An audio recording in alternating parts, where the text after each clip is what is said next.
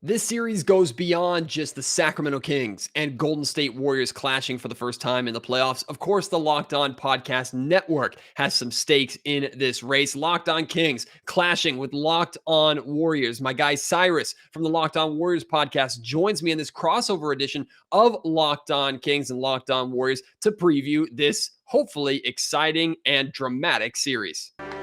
You are Locked On Kings, your daily Sacramento Kings podcast. Part of the Locked On Podcast Network, your team every day. And now, ladies and gentlemen, it is that time. Time for another episode of Locked On Kings. Thank you for making Locked On Kings and Locked On Warriors your first listen every day. We're free and available wherever you get podcasts. Today's episode is brought to you by HelloFresh, sorry. Skip trips to the grocery store and count on HelloFresh to make home cooking easy, fun, and affordable. That's why it's America's #1 meal kit. Go to HelloFresh.com/NBA60 and use code NBA60 for 60% off plus free shipping. Matt George, he hosts Locked On Kings. You can follow him on Twitter at MattGeorgeSac, MattGeorgeSAC. You can follow me, Cyrus Saatsaz, on Twitter at DogSurf Roadshow. The way this is going to work is I will ask you questions, Matt, the first segment. You will turn around and ask me questions for the second segment, and then we'll free flow from there. Matt, my first question to you, it's a pleasure to finally be doing this with you. We've talked about it for a long time, and I'm glad that we finally are doing this. First time ever the Warriors and Kings are both in the postseason simultaneously. First time both teams had a winning record in the same season, which is really crazy if you think about it. Why, in your opinion, what do the Kings need to do to win this series? What is their strategy and game plan to beat the Warriors? I think in so many ways, the Sacramento Kings control their own destiny. Like the Kings know that if they play to the level that they're capable of offensively, they set the record for best offense and best offensive rating in NBA history. So if they play to that level, they know they can beat anybody and outscore anybody, even if their defense is in trouble. So it's a mixture of shooting the basketball and scoring at the level that they're capable of, which they've been able to do consistently this season, even on nights where they haven't shot the ball well. For example, they lost to the Minnesota Timberwolves inside the Golden One Center. They made only 5 threes in that game, shot like less than 30% or around 30% from three-point range in that game, still managed to score over 120 points. So this team is capable of lighting you up in a hurry. Now, we also know that they're going to give up a lot of points. So it's scoring at the rate that they're capable of scoring, and then protecting home floor. Like, you have home court advantage. You need to win at home, considering how good the Golden State Warriors are inside the Chase Center. Now, I think the Kings proved this year that they're actually a good road team. But what does that mean for the playoffs? I give them maybe the chance to win 1, maximum 2 road games, and you don't want to put yourself in that position if you're Sacramento. Control home floor. You would ideally, of course, love to go into game 3 at the Chase Center up 2-0 so that you could survive to potentially beat downs or just 2 better versions of the Golden State Warriors inside that building. Absolutely. Well, you tweeted out, and it was a tweet correlating with one of your new Locked On Kings episodes, that the Warriors are not just beatable in the playoffs, but that they're very beatable in the playoffs. Matt, just so you know, in case you're not familiar with this stat, the Warriors, since 2015, since the official dawn of the dynasty, Steve Kerr's first year, they've never lost a playoff series in the Western Conference. So what, in your opinion, makes this year's version of the Warriors not just beatable, but very beatable? It's again, 2 things. One, I think this is the most vulnerable the Golden State Warriors have been at this point since 2015, like you mentioned. And I was aware of that stat. And first off, I know I'm going to make enemies with the Golden State Warriors fan base. I already have. And you know what? To me, that's fun. It's exciting to be in this position. Okay. I think it's great for the league, first and foremost, for a NorCal rivalry to actually begin or exist. But this is the most vulnerable the Golden State Warriors have been going into the playoffs for a number of reasons. They have not played well this season. They're terrible on the road, like we've already talked about. How much does that matter when your road game is only 90 minutes away? We'll have to wait and see, depending upon how the crowds are involved in that sense. But this Warriors team, they haven't played a lot together. Arguably one of the biggest reasons, outside of course, Steph Curry, why the Warriors won the championship last year. Andrew Wiggins hasn't been with them for 45 games or something like that. He's missed a long period of time. Now, he could come in and he could look great and pick up right where they left off. And that's just the Golden State Warriors for you. And credit to Steve Kerr and that coaching staff for being able to get that out of him. But as of right now, the Golden State Warriors, they don't look unbeatable. They don't look untouchable. And the second thing is, I think the Sacramento Kings can beat the Warriors at their own game. The Warriors aren't that much better defensively than the Kings. They're not. If you look at like points per game allowed, it's the difference. The margin is 1 point per game. So the Kings offense is dreadful. The Golden State Warriors, Kings defense is dreadful. The Golden State Warriors defense is barely better. Both these teams are going to score a boatload of points against each other, and the Sacramento Kings are capable of beating the Warriors at that game and outshooting them and outscoring them if they're hitting shots. How much weight do you put on regular season? For me, every team is different. Every scenario is different. And for the Golden State Warriors, you point out that they've looked vulnerable this year. I can't disagree with that. They have one of the worst road records in NBA history for a defending world champion. All the measurables you just pointed out, their defense this year, it did improve from the beginning of the season to the end. They finished 21st in the NBA in points given up per game, whereas the Kings finished 25th. But what's your def? Because if you're a Kings fan, you have to be relying on the regular season. It's all you have going for you right now because there's no history since 2006. How much weight do you put on the regular season, man? Like do you feel personally that translates to the postseason? Is there a dissociation? Your thoughts? No, I think it's a great point to bring up, and I think it's different for these two teams, right? The Golden State Warriors are in a position where they're good enough. They know if they make it to the playoffs, they have a chance. The Sacramento Kings, like you said, all they have to go off of is what they're able to do during the regular season. And it's not just what they did during the regular season, it's how they consistently did it. They didn't lose 3 straight games since November. They consistently were able to bounce back. They consistently won in their, I don't know if the Golden State Warriors had a lot of back-to-back series against the same team over the course of the year, like playing the same team twice in a row. The Kings had that a ton this season. And if I'm not mistaken, they won game 2 every single time. So this team has shown an ability to adjust and adapt even if they lose game 1. And if they win game 1, they're still winning game 2. Depending upon the opponent. So I've seen the Sacramento Kings consistently be able to do this for a full year, which gives me the confidence going into the postseason that that's not just going to disappear. Now, where the one area where the Golden State Warriors have a massive, undeniable advantage over the Sacramento Kings is experience. That's just the reality of the situation. And what I've said is I think the Sacramento Kings could beat the Warriors 4 times, but if every single game it's tied with 2 minutes remaining, that's where the Golden State Warriors have won their championships. The reality, that's the circumstance. Yeah, no, you're right. And I honestly don't know what the Warriors' record is on the second half of back-to-backs. They've struggled in a lot of them, largely because Klay Thompson was held out of back-to-backs for the first 10 or 11. The Warriors did lead the NBA in total back-to-backs with 15 this year. And they treated them as an older veteran team that has accomplished a lot would do. They oftentimes just played younger players. They limited minutes for their veterans. Like I said, Klay Thompson didn't play in the first 2/3 of them or so. What is the Kings' strategy though to beat the Warriors? And let me be more specific. Obviously, your best players: De'Aaron Fox, Sabonis, maybe Herter, Malik Monk. I'm thinking of like maybe more offensive players. But how, in your opinion, are the Kings going to stop the Warriors? And what I mean by that is, who's defending Stephen Curry? Who's defending Klay?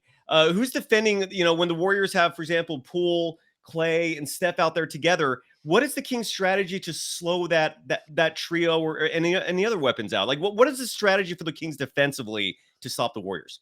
I think if we're looking at this realistically, the reality is the Kings aren't trying to stop the Golden State Warriors for more than stretches of a game. Okay. So the Sacramento Kings actually had a top 10 defense in the fourth quarter, despite being one of the most horrible defenses in the league. So in theory, if they're in the game, if the game is close, if they're trailing or if they're ahead in the fourth quarter, maybe that's where they step up defensively. Now that's also where Steph Curry makes his money, right? That's also where the best shine brightest. So, and De'Aaron Fox is the runaway clutch player of the year. So how's he going to look offensively? I think the same question can be asked for both teams. How is player X going to stop player Y and vice versa? To me, the Sacramento Kings can't get beat by the role players, which is also what I think the Golden State Warriors should be concerned about, because Steph Curry's going to get his, right? Klay Thompson loves playing against the Sacramento Kings, always has. Like, Klay Thompson just destroys the Kings. Now, I think he's going to have 1 or 2 bad games. Jordan Poole, I'm sure, is going to have a moment or two during this series where he makes maybe a boneheaded decision that the Kings can try and take advantage of. They have to obviously take advantage of it. But the Kings, they're not going to stop Steph Curry from doing his thing. They're not. They're going to be chasing him. The one thing I hope the Sacramento Kings don't do is bite on every pump fake that he has on the perimeter and foul him and send him to the line for a 4-point play more often than not, which is something the Kings have had troubles with every team so far this season is chasing a little bit too much and then selling out on a contest. And then Steph Curry is so good at drawing those fouls and still hitting those shots. So I don't think the Kings necessarily have a game plan to stop anybody. It's about preventing Draymond Green hopefully offensively doesn't have a good series against the Sacramento Kings or they're in trouble. Guys like Jonathan Kuminga, Moses Moody, Dante DiVincenzo, former King. Like if these guys are beating you, in addition to the top Warrior guys, the Kings are in trouble. But at the same time, the Sacramento Kings, I think roster has more depth in terms of scoring. The Kings have consistently won games this year with 6 or 7 players finishing in double figures. So it's not just going to be De'Aaron Fox scoring 30 or 40 every single night and Domantas Sabonis averaging 25 to 30 for the Kings to win. A lot of guys can score 20. They've had multiple games where 3 or 4 guys have each scored 20 points. So I think both teams have to be worried about the supporting cast having good nights in addition to how the stars play. That's fair. And those players you mentioned that, in your opinion, or I don't know if it's your opinion, but you highlighted as players that maybe are not super strong offensively, like Dante DiVincenzo. He is a 39.7% 3-point shooter. Mm-hmm. And then Jonathan Kuminga, who has really risen this year. Right. His efficiency numbers are outstanding. 52.5% from the field, 37% 3-point shooter. But the point is, the Warriors have a lot of weapons. Your turn when we come back to ask the questions, to sit in the hosting chair after we give some love to a mutual sponsor of ours, and that is Ultimate Pro Basketball GM. Matt, did you actually get a chance to play with the rest of the Locked On hosts? I have. I'm in the middle of my second season right now, and I'm doing terrible. So it gives me appreciation for all the general managers out there that do such a great job. Because I'm good at NBA 2K, but Ultimate Basketball GM is kicking my butt so far.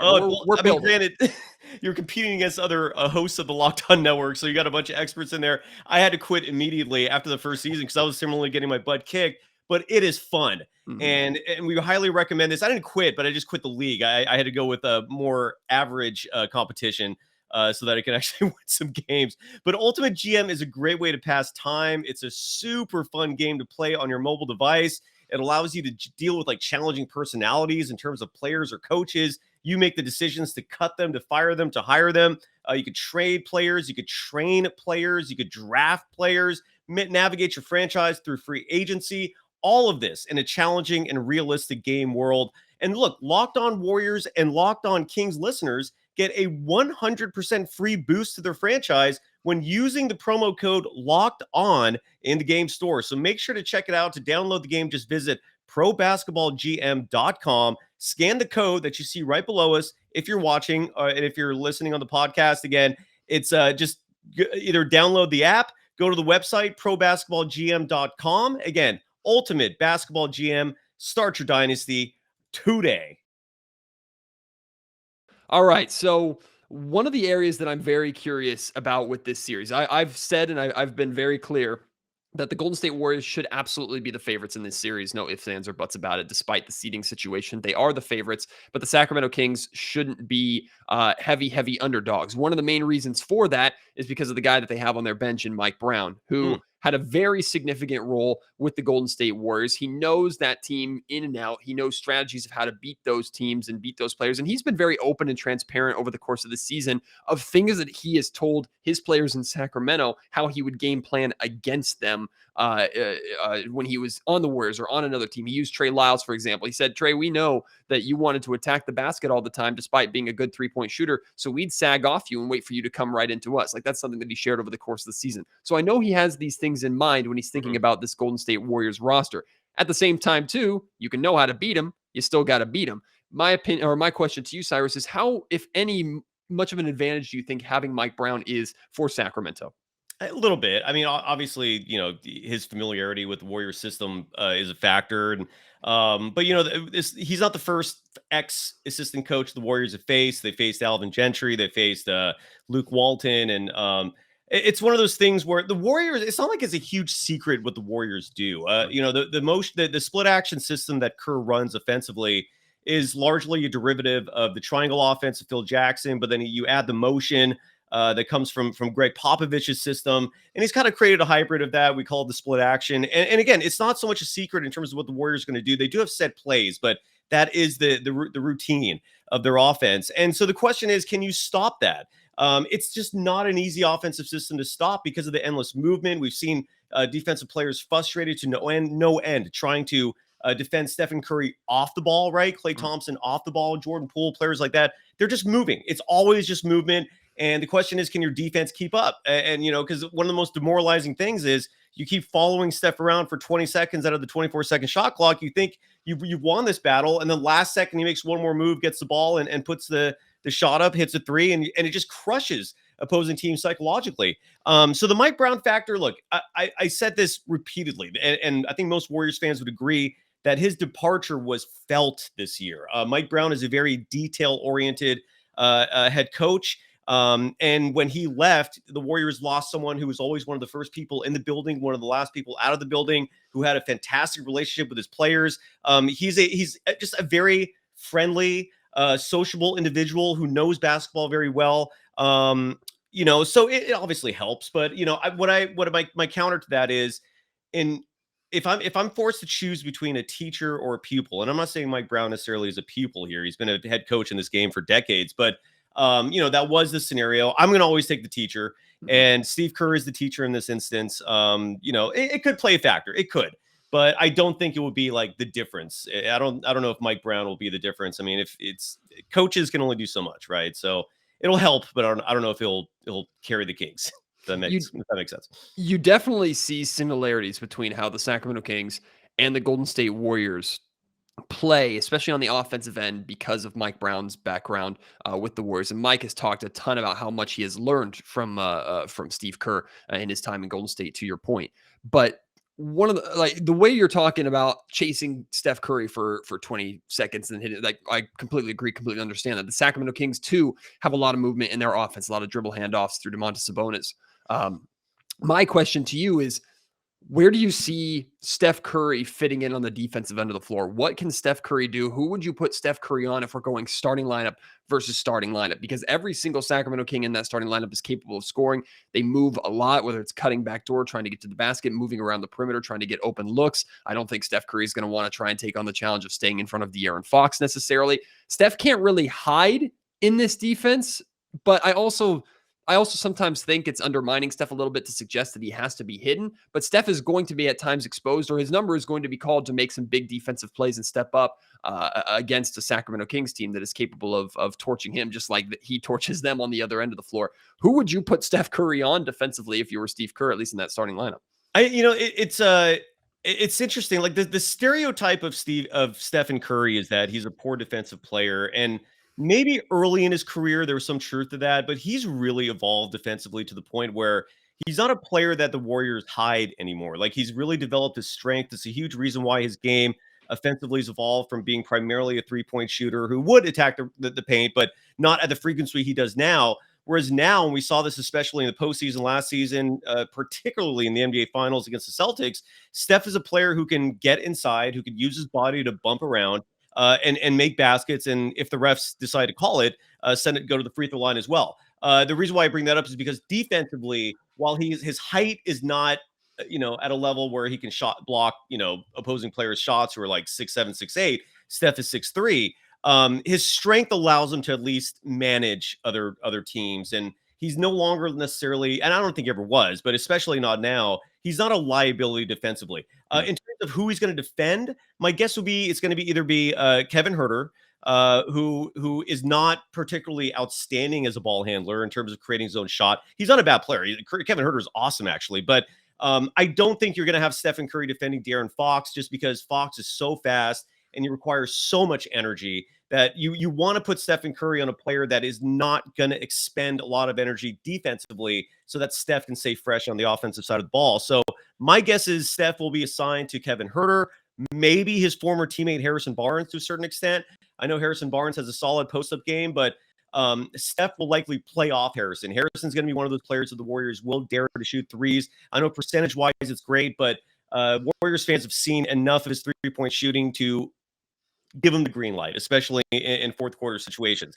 So those are the two players I could see Steph defending, but I could also see the Warriors, and they've done this a lot this season, go to a zone defense for a quarter or so. They might go with a box and one if De'Aaron Fox is just lighting them up. They've used those kinds of gimmicky defenses as well. But my guess is you'll see Steph guarding Kevin Huerter and then try to avoid switches, because I know both teams are going to try to do that all day. So it'll be Huerter or maybe Harrison Barnes, who, again, Steph knows. And Steph's stronger than people realize. So I think he might be able to handle him in the post a little bit.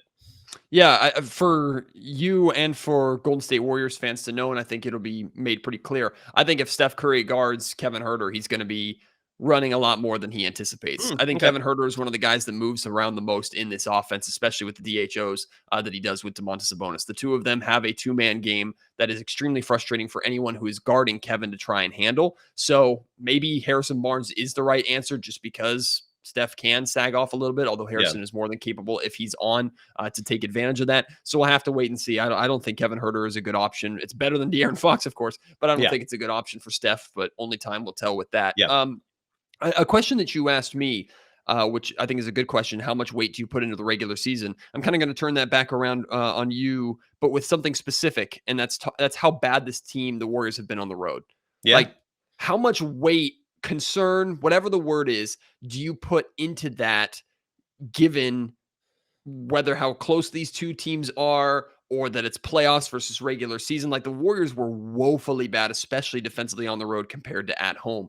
I don't think that's just a regular season. You can just crumple up into a wall and throw it over your shoulder. It's a tough one because on one hand, they did win 4 of their last 6 road games. They did win 10 of their last games total. So on one hand, the road woes is probably the single biggest reason why, unlike last year, where I confidently guaranteed the Warriors are going to win the title back in August, almost 2 years ago. This year, while I predict them to win the whole thing, I'm not going to guarantee it. I don't have the same confidence, largely for that reason. What they did on the road was atrocious.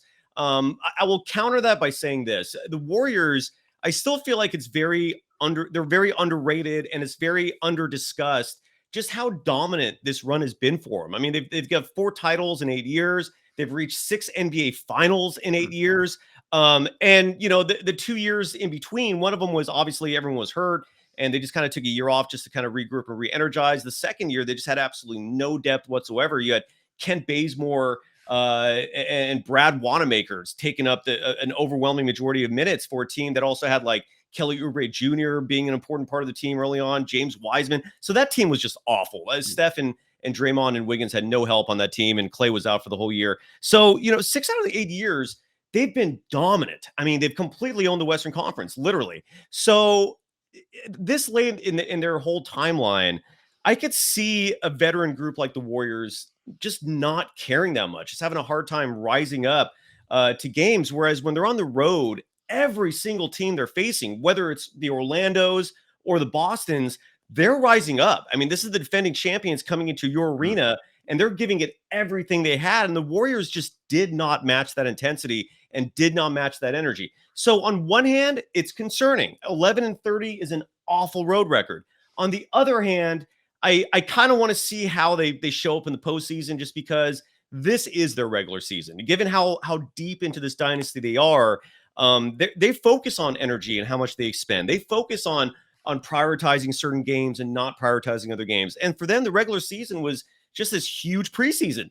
And now the postseason is here. And if they struggle on the road the same way, it would legitimately surprise me. And it's worth noting too, by the way, people will bring up the Warriors record. They finished 6th, but I mean, they finished 4 games behind the Kings, right? So the Kings had 48 wins this year. The Kings didn't have a great home record either, correct? 23-18. Do I have that right? Yes. So, it's not, I'm not, the road thing is not something I'm overly concerned about. The regular season, I don't see a huge discrepancy between the two teams. The Kings, to put it in perspective, those 48 wins, that was the same number of wins that We Believe Golden State Warriors won in 2008, the second year of We Believe, the year after they upset the Mavericks in the first round. That second year, they won 48 games that year and missed the playoffs. That's how deep the West was that season. And so now the Sacramento Kings this season with 48 wins with a 3 seed. So on one hand, I commend the Kings fans and the organization because, dude, it's been such a drought. I feel it.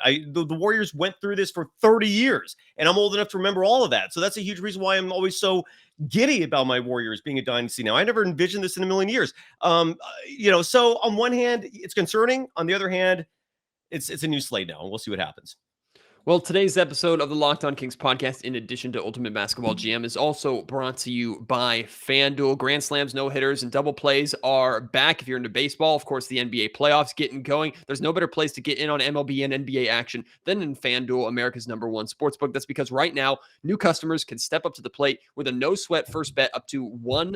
$1,000. Cyrus, what I take away from this deal that FanDuel is making is that they don't just want you to come and play, lose, and then leave. They want you to stick around and keep playing and keep enjoying their website. And they're giving you this opportunity, essentially this get out of jail free card, to where if you are unlucky with that first bet, here are all these bonus bets for you to make that money back and make money on top of that, which I think is pretty cool. Mm-hmm. Wholeheartedly agree. I love FanDuel. I mean, how stoked were you when you learned that FanDuel was the official sports book of Locked On, man? That to me represented our network growing up and reaching the big league. So and FanDuel is something I've enjoyed for a long time. You can go to FanDuel.com/lockedon to sign up, place your first bet, and get up to $1,000 back in bonus bets. If you don't win, don't miss your chance to get a no sweat first bet when you join FanDuel today. Go to FanDuel.com/lockedon to sign up. FanDuel, the official partner of Major League Baseball.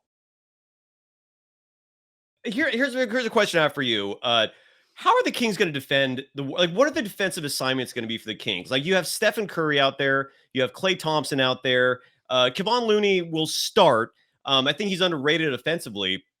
But what is the Kings' strategy for stopping the Splash Brothers, Jordan Poole? What is the strategy for stopping that? And Andrew Wiggins is going to be back. And you're like, what is Mike Brown going to do there? What's the key? I think in terms of starting lineups, it's going to match up pretty 5-on-5, pretty straight up. I think De'Aaron Fox, he's made comments this season about he has been the guy that has been taking on defending the best guard on the other team while that other guard is not defending him. Who is this again? That out. De'Aaron Fox. Okay, gotcha. Oh, wow. Okay. All right. So Fox, I don't think Fox is going to back down from the challenge of trying to defend Steph Curry, especially in the fourth quarter. If you look back and remember back to when the Kings defeated the Warriors in Sacramento, De'Aaron was chasing Steph a little bit in that fourth quarter. Steph got a good wide open look from the corner three. Fox came out of nowhere and blocked that shot, which helped the Kings end up securing that win. So I know De'Aaron is not going to back down from that challenge. I imagine Kevin Huerter and Klay Thompson are just going to match up straight up. The question mark is going to be really specifically Harrison Barnes and Keegan Murray, and who is matched up on who. Harrison is the better defender out of the two. I think Keegan is going to be significantly targeted by any team that the Sacramento Kings play because he's a rookie in a big spot on a playoff team with expectations. And Mike Brown has been very open and honest. He said, we're going to ride with Keegan, but if Keegan isn't doing his job, he's going to come sit down on the bench next to me. And of course, if the Warriors can make it so that Keegan is not good defensively, to where it negates what he does offensively with being the best three-point shooting rookie of all time and how he spaces the floor with the Kings, that's a big blow to Sacramento as well. Domantas Sabonis, he's not the fastest guy on the planet, but he's big, he's strong, he's capable of stepping out and defending on the perimeter, especially with pick and rolls, but pick and rolls kill the Kings all the time. It's just the most simple of pick and rolls have always been successful against the Kings, and that's not significant or specific to this team. It's been this way over the last nearly 17 years here in Sacramento. So again, there are more than enough reasons to be concerned about the Kings defense, but also I don't think the Kings are worried that their defense is going to be so bad that it negates what they do on the offensive end of the floor. I've been seeing on Twitter you mention or going at it with Warriors fans, and I understand some of them can be annoying on Twitter. I get it. We all are. We all are. It's fun. But look, for people that, even like the long time hardcore fans like myself. I mean, look, I've been rooting for this team since the mid 80s. It can even a little bit get annoying for us, the bandwagoners who did not exist until 5-10 years ago. Mm-hmm. But I've seen you engage with some people and you've told people that you don't have confidence in the Warriors defending Domantas Sabonis. You don't think Draymond Green can guard him?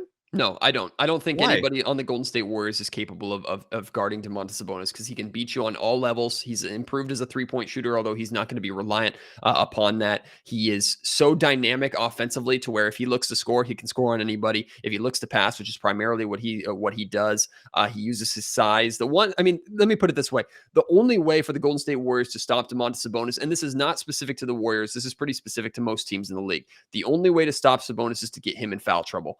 And that's very possible because Domantas Sabonis has dealt with foul trouble all season long and kind of had to figure out how to adapt his game and make sure that he wasn't getting into those spots. So if I'm the Golden State Warriors, I'm attacking Sabonis, trying to get him into foul trouble as much as possible and take him out of the game in that way. Because I understand the respect that fans have for Kevon Looney. I covered the Golden State Warriors championship run last year for ABC 10 because of the amount of Warrior fans that are in Sacramento. So I know what Kevon Looney can do. So I understand, but I'm telling you, Domantas Sabonis is on a different level. But not Looney. Looney's not going to, you keep saying that Looney is not going to be the one who's primarily defending Sabonis. It's going to be Draymond Green. And I'm asking you, like, you really think Draymond Green cannot cover Sabonis? Like, one of the greatest defenders ever? Yes, I think Domantas Sabonis would outmuscle Draymond Green around the paint. I think he's more than comfortable bringing Draymond Green out, which is where Draymond thrives in a lot of ways. I don't know if Draymond's going to have the success against bigs that he's normally switched onto on the perimeter as much as he typically has. I think Domantas Sabonis is more than capable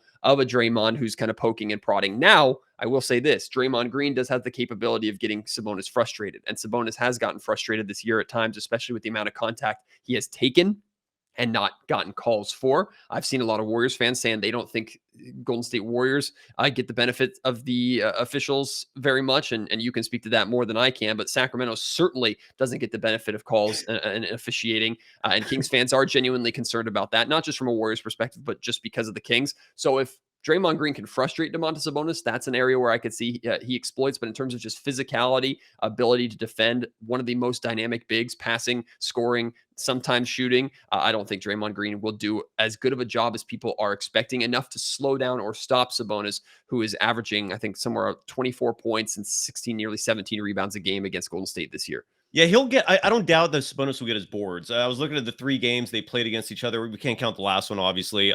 Sabonis in one game, 26 points, 22 rebounds. That's the game that the Kings won. And the 2 that the Warriors pulled off, Sabonis had 19 points, 14 rebounds, and then also 19 points and 4 rebounds. Almost identical stat lines for 2 of those games. Yeah, and again, I just, Draymond has held his own again. He held his own against Jokic in the first round last year. Look, if Sabonis actually does go off, and he'll get his boards. Like, Draymond's not gonna block him out every play. Players will get the rebounds against the Warriors. But if Sabonis lights up Draymond, it will be a series. I will give you that 100%. If you're right about that, this will go long. What's your prediction, man? Well, I'll say this too. Go. Sabonis, it's not just him lighting anybody up and scoring a boatload of points against anybody. It's how Sabonis uses his size, uses his ability to open up opportunities for others, to where if Draymond Green is guarding Domantas Sabonis, it's going to be on him. Now, I know Draymond's capable of this, but it's going to be on him to, when the dribble handoff comes, Draymond has to be the guy fighting through Sabonis to contest that shot. Or because the guard, whoever's chasing a Kevin Huerter, for example, or if they do it with a wing with Keegan Murray, whoever's chasing Keegan Murray is not going to get enough space because Sabonis is just simply too big. So guarding Sabonis is not just straight up trying to keep Sabonis from scoring. It's trying to stop whoever Sabonis is working and running his actions with, which is something really important too, that I know Draymond is capable of, but it adds another layer that makes things a little more difficult. In terms of your other question, to me, like, this series has to go 6 or 7 games. I think it's just like, basketball gods, do us a solid here. Like, what I want from this game, this series, Cyrus, I'll be completely honest with you. What I want from this series is for us to walk away with a legitimate Northern California rivalry. And it doesn't have to be bad blood. Doesn't have to be fans fighting each other or players hating each other. I want that. I want Giants Dodgers, man. So bring it. There we go. I mean, like the Sacramento Kings, their only rival has been the Los Angeles Lakers. And in reality, the Lakers are kind of looking up at the Kings going, okay, like, you haven't done anything relevant in 16 years. So we matter a lot more to you than you matter to us. So to me, if we get a rivalry out of this series, if it goes 6 or 7 games, I think everybody wins. So much of this series for the Sacramento Kings is about finding out, truly finding out what they have and going into next offseason trying to build upon it, where the Warriors already know what they have. So there's a crap ton of unknown with the Sacramento Kings. I mean, I picked the Sacramento Kings to win in 7 just because I believe in this team. I absolutely could see the Golden State Warriors winning this game or winning this series in 6. I truly don't think it's going to end in 4 or 5. Yeah, that's my prediction, is Warriors in 6, just because the road woes of the team during this regular season is not something I can dismiss until I see how they play in the postseason. I just don't think the Warriors, and this is where I do respect the Kings. Like, if I didn't respect them, I'd say sweep or 5 games, but I don't think the Warriors are going to pull off 2 wins at Golden 1. I think they can do 1. And I'm gonna predict game 1 going to the Warriors, and then that'll set the tone for the whole series. But I do have some friends of mine who might be overly confident in the Warriors, saying Warriors in 5, but that requires 2 wins in Sacramento. I do not see that happening. I'll also tell all the fans of your show, you guys got screwed into that. Was it 2002? You got screwed, man. We know. Tim Donaghy, He literally took a world championship away from your city and your team. I would still be livid to this day about that. I remember watching that at the time thinking, wow, this is some sus officiating. And then we learned later that there was a good reason for that. So you got screwed over big time, man. I'm with you, and I'm sorry that you got screwed over pro wrestling style by an official that was taking bribes and money from mobsters and everyone else. So that sucks, man. I'll tell you this. I'm not expecting that to be the case at all, but there are No. Sacramento Kings fans going into this series with the fear of the championship whistle that the Golden State Warriors may or may not get. I don't know if that's going to happen or not, but don't be No. surprised. I'm telling you, don't be surprised if you see on social media an outcry, a questioning of calls and certain things, especially. And I'll say this too, Cyrus. I think the NBA officiating has been dreadful this year. Just Agreed. period. Like, it's Agreed. been super, super bad. And there are going to be moments in this series, whether it's for the Kings or against the Kings, that a call is made that is a terrible call. Like, for example, when the Golden State Warriors defeated the Sacramento Kings in Golden State the second time, Klay Thompson fouled Kevin Huerter twice on an attempted game-tying three. The last 2-minute report confirmed it. We don't know if Huerter would have hit the 3 free throws and it would have gone to overtime. That's not saying that's the reason why the Sacramento Kings lost, but Kings fans are very sensitive to that. And I think the NBA has to be really concerned, period, about their officiating now that it's on another stage here in the playoffs, because it's been really, really bad this year. Yeah, I feel like that's one thing the two fan bases can 100% agree on, is that the officiating is atrocious. Mm-hmm. And you have a fantastic play-by-play broadcaster, Mark Jones. He's coming on my show later this week. You got a gem in him, so congratulations to that. Thanks for doing this, man. This was fun. Hope we have a fun series and a great series. And like I said, I'd love to do this again with you sometime, Matt. Nice to finally record with you. It's a blast, man. Kings fans are on cloud 9, and there's really not much that can happen in this series to knock them off of that. It's just been an incredible season, and it's fitting in a lot of ways for not just to face the NorCal rivals for the first time or the NorCal regional rivals for the first time. It's fitting for the Kings to have the season that they have and face the defending champs in the first round is really a test, a barometer for them. So I think Warrior fans are going to be really surprised how ready this Kings team is, but I also think that there's going to be some learning pains at times during this series where everybody in Sacramento goes, oh, damn. So I can't wait to see how they do.